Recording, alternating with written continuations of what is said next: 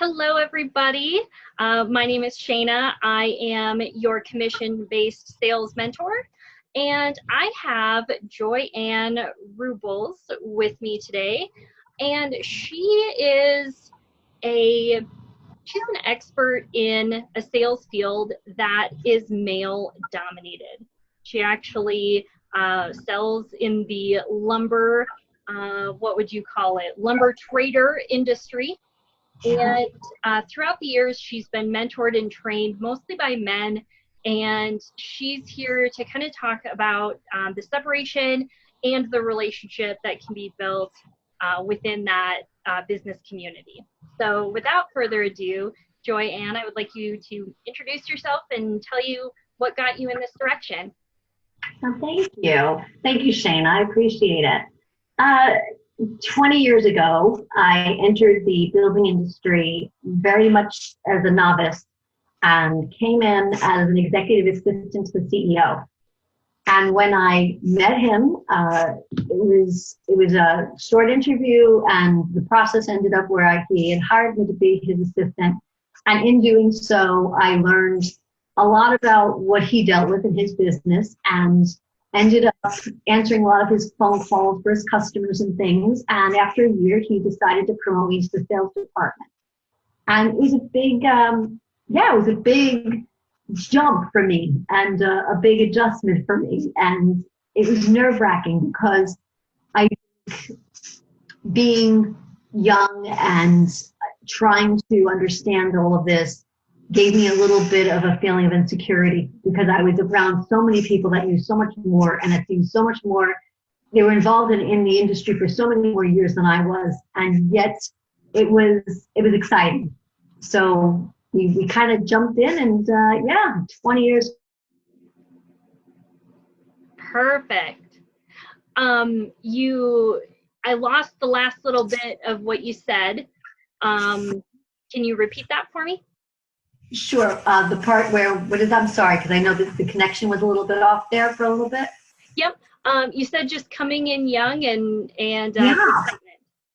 coming in young and unsure of what the products were. I mean, I did not know anything about lumber and plywood, so I really was a novice. And trying to gain that knowledge quickly and trying to really kind of make myself feel like, okay, I have the confidence to do this, because I was very insecure in knowing, being surrounded by so many people that were in the industry for so many more years. I started to wonder if I could really do this, and what did I have to bring to the table? But I learned, and it is amazing when you are determined and you're focused and driven, what you can actually accomplish can astound you. So yes, absolutely. So that kind of leads to our first question that we talked about earlier in the pre-show. Yes. As being mentored by people that were in the industry for a long time or outside of the industry, what might be your best book recommendation or something that a mentor brought to the table that you still bring to the table? Okay. I will tell you, one of my favorite authors for business books is and it still is, John C. Maxwell.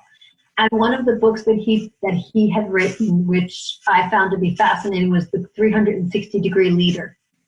You can lead in an organization, and you don't necessarily have to be in the C-suite. You can lead from an organization as an assistant. You can lead from an organization as a sales associate just beginning.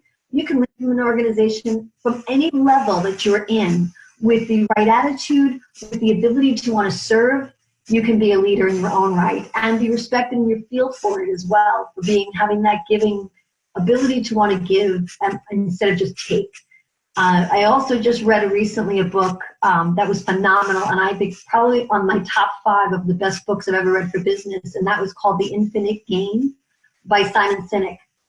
And I will say, I think he wrote, the first book was something about his why, know your why, but this book was much better than that one. And I would highly recommend it for anyone in business. It really teaches about the business principles of what we're supposed to be focused towards. And it's almost he creates almost an idyllic world in sales and in business of where we should attain to, and very valuable book.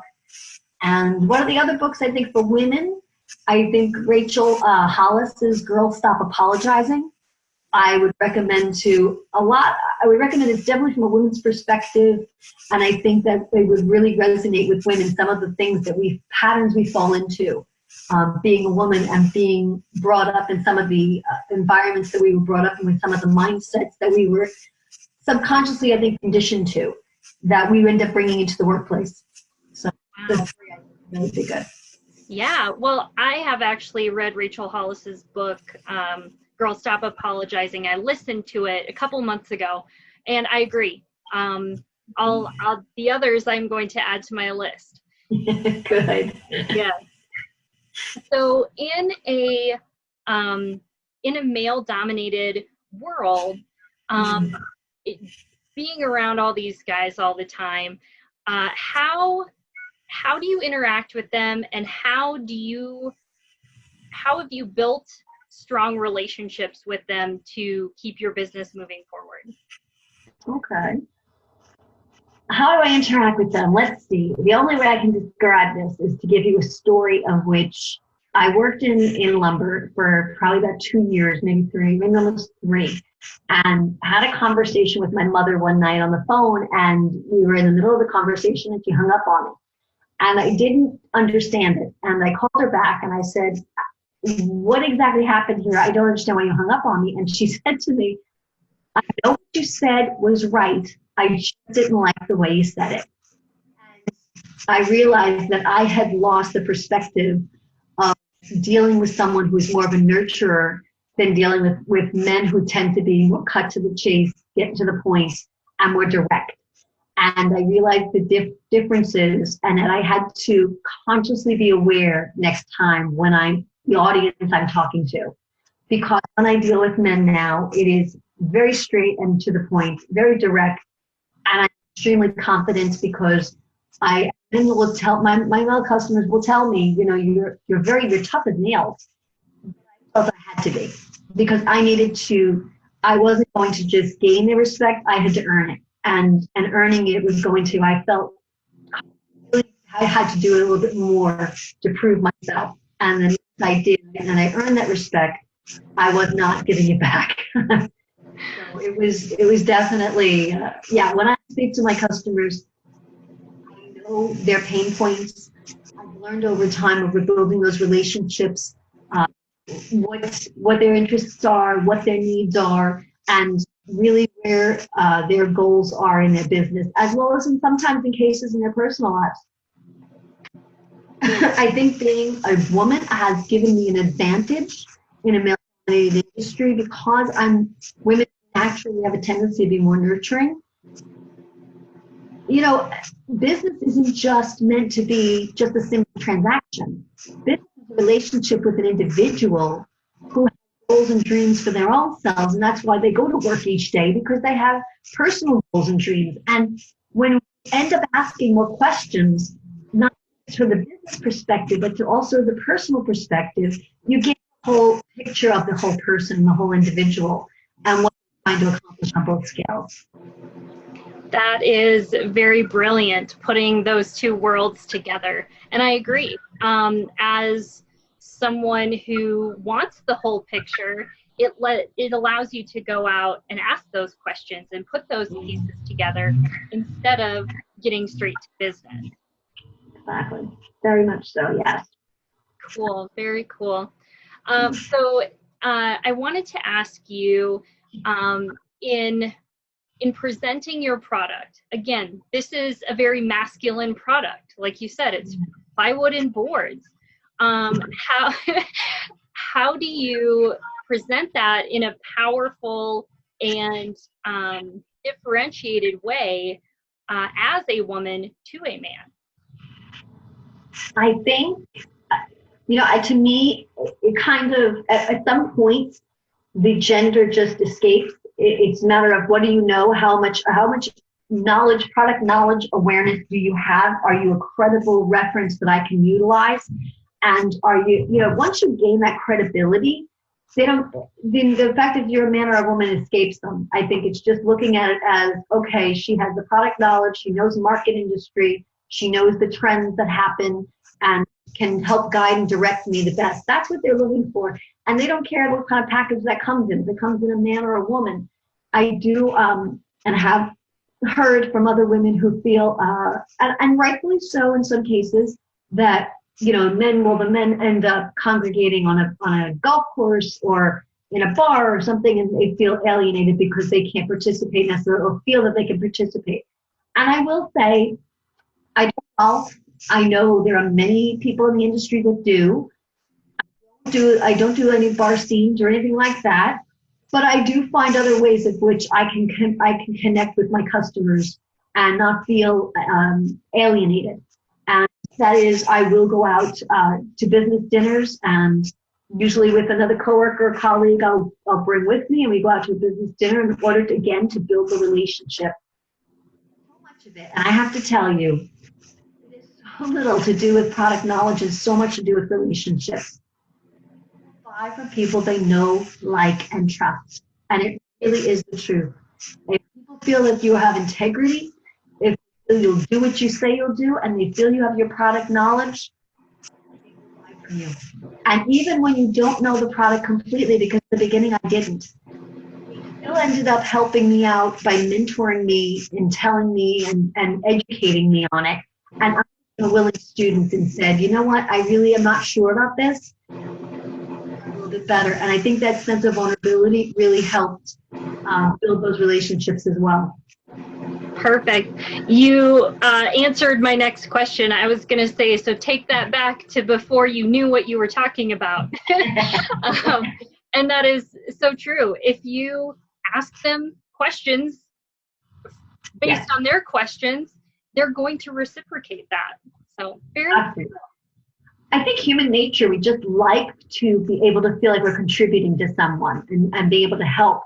And I think that we have to be careful in sales not to let the ego get in the way or feel like we're going to be embarrassed if we don't know everything about something. I think there's a sense of humility of which we can say, I could use your help. And I know you have so much product knowledge experience. I know you have so many years in the business. And I'm fairly new with this. Is there any way that you could help me with this? Explain this to me.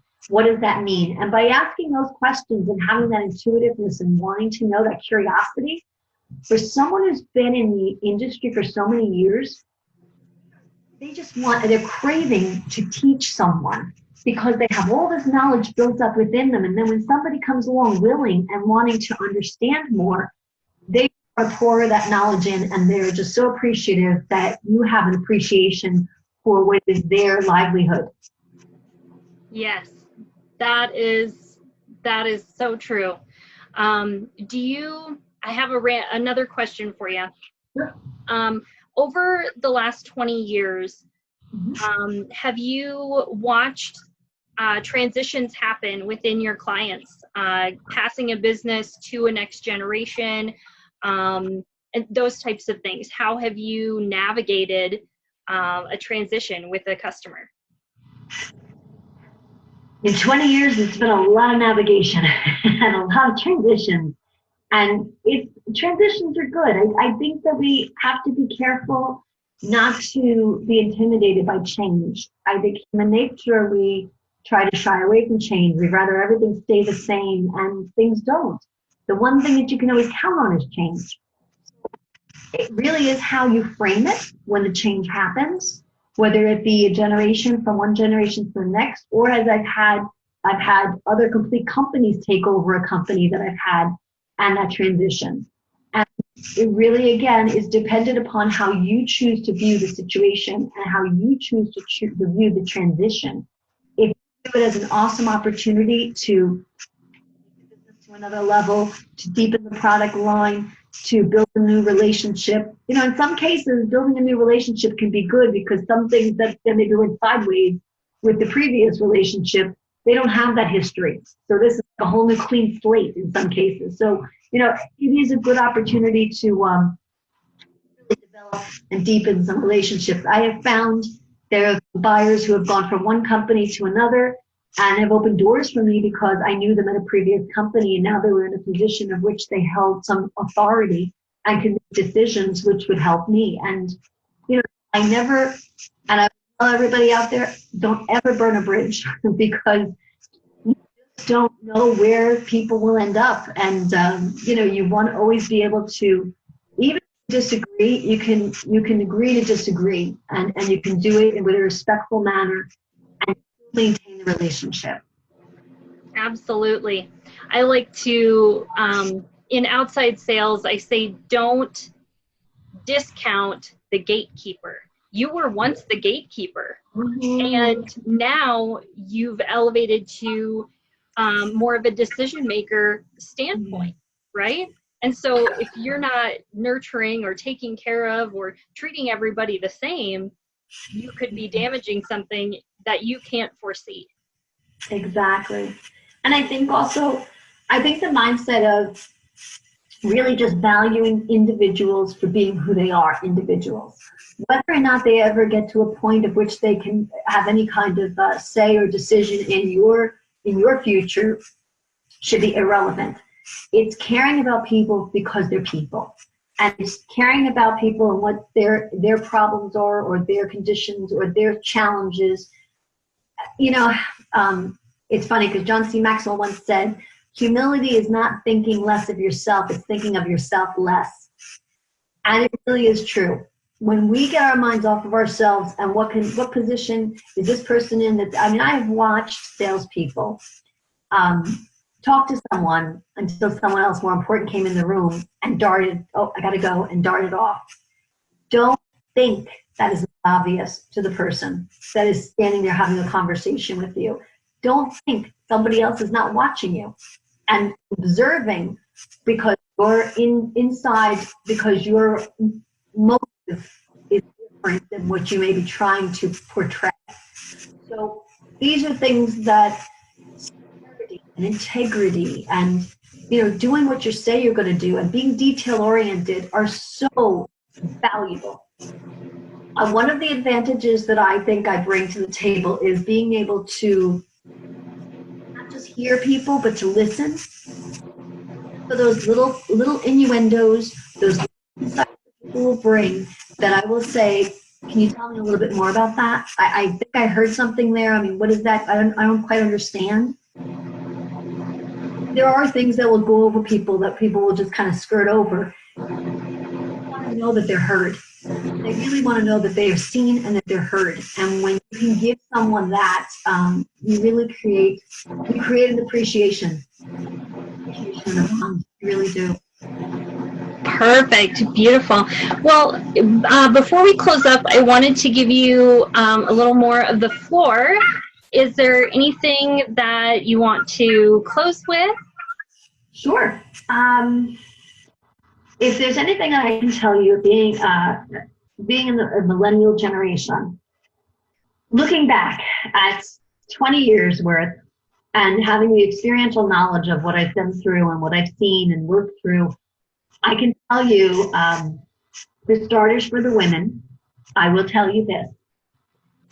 Confidence, speak loudly and boldly, especially when your knees are shaking, especially when you think, I'm this risky. If your heart's telling you to speak, I have watched so many women, young women, in sales and being in a male-dominated industry, even more so, uncertain and insecure and have been silenced by it. And they need to speak. And especially if it's something that you don't feel is just, and especially if you feel it's something that you really feel needs to be expressed. Speak. Speak and keep speaking until you're heard. I think that is so vitally important. I also think I just spoke to a gentleman, a colleague of mine, that was talking about this very same thing, which is imposter syndrome. Imposter syndrome just as much as women, except they don't express it and they don't communicate. And women are more natural communicators of these things, of feelings and emotions. And he said to me, I went through imposter syndrome because I went to a company where people had degrees from prestigious universities. And he said, I was sitting there thinking, maybe I don't belong here. That's a lie.